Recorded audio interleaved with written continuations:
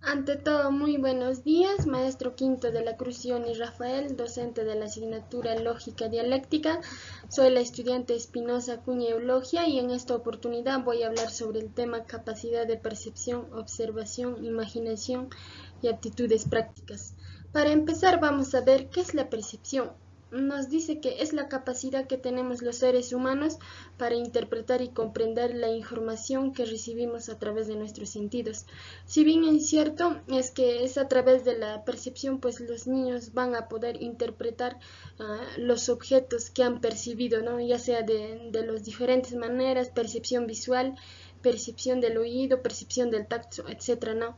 Es el proceso mediante el cual ellos van a organizar, seleccionar e interpretar y pues dar un nuevo significado a la información sensorial que hemos recibido del entorno o del contexto o de la percepción que se está desarrollando. También vamos a hablar sobre los procesos de la percepción. Hay 5 procesos de la percepción. Uno de ellos está la detección, que es pues el proceso inicial en cual los receptores sensoriales captan la información a través de nuestros sentidos. Por ejemplo, con los ojos captamos la luz, los oídos captan el sonido, etc. El segundo es el procesamiento sensorial. En aquí nos dice que pues la información sensorial que hemos percibido pues va a ser enviada al cerebro a través de las vías sensoriales para que pueda desarrollar, por ejemplo, su forma, color, textura, etc. Y la 3 es la organización perceptual. Nos dice que el cerebro organiza los elementos percibidos en una representación coherente y significativa. Y la cuarta es la interpretación, pues en este proceso el cerebro asigna significado a la información percibida, ¿no? El sistema nervioso pues va a dar ese nuevo significado de lo percibido que hemos hecho, en la cual ya se van a utilizar, por ejemplo, los conocimientos previos, las experiencias pasadas para interpretar y comprender la información de manera adecuada. Y por último, el reconocimiento. Ya aquí pues es el proceso en el cual nosotros o el niño va a poder identificar objetos o personas, ¿no? O situaciones de lo que está percibiendo del contexto. También vamos a hablar sobre la observación.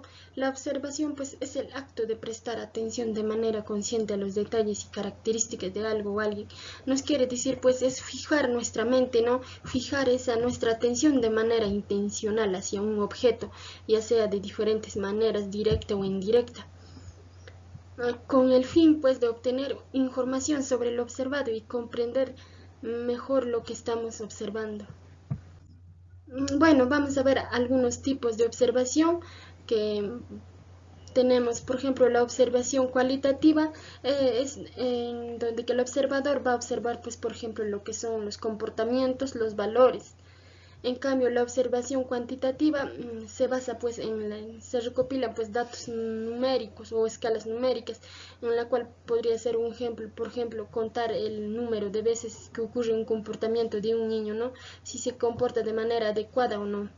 También vemos lo que es la observación directa, que es la interacción directamente con los sujetos o el contexto pues que va a ser observado, ¿no? Por ejemplo, en un salón de clases el docente pues interactúa directamente con los estudiantes, ya que ahí socializan ideas o concepciones, ¿no? Y también tenemos lo que es la observación indirecta, en la cual pues el observador no interactúa directamente con los sujetos. Por ejemplo, podría ser analizar datos históricos de lo ocurrido en el Perú sin estar directamente pues con los sujetos o el contexto. También tenemos lo que es la observación participante, no participante, y por último también lo que es la autoobservación, que es un tipo de observación en la cual pues el individuo se observa a sí mismo, ¿no? Por ejemplo, nosotros podríamos observarnos nuestro propio comportamiento, experiencias pasadas que hemos tenido pues en nuestra vida cotidiana.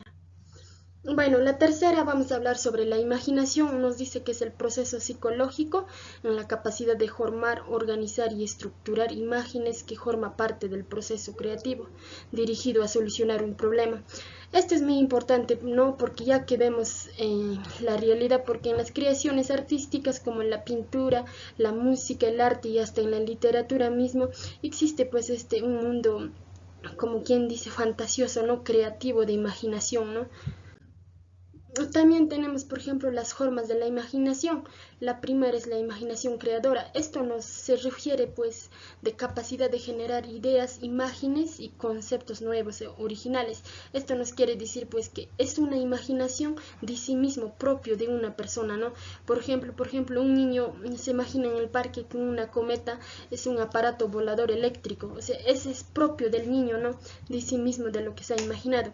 En cambio, la segunda nos dice que es una imaginación reproductora. Esto es la capacidad de recordar y revivir experiencias pasadas o imágenes ya existentes.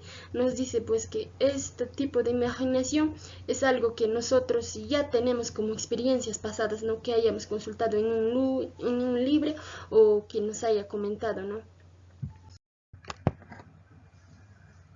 Bueno, continuando, vamos a hablar sobre las aptitudes prácticas, pues se refieren a las habilidades y capacidades que una persona posee para realizar tareas prácticas concretas.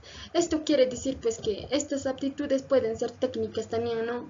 O cómo saber herramientas o equipos que pueden estar relacionados pues con habilidades manuales, por ejemplo, como la capacidad de reparar y construir objetos. Y esto pues es muy importante en los niños porque si bien es cierto, pues en un salón de clases los niños pues van a tener diferentes habilidades, ¿no? Y diferentes capacidades, y por lo cual pues el docente tiene que estar preparado para poder guiar al niño, ¿no? Y nos dice que se va a adquirir pues a través de la experiencia estas habilidades y la práctica en un campo. Bueno, también vamos a hablar sobre lo que son los tipos de aptitudes prácticas, en la cual están, pues, por ejemplo, las aptitudes técnicas, nos dicen como la capacidad de mejorar herramientas, ¿no?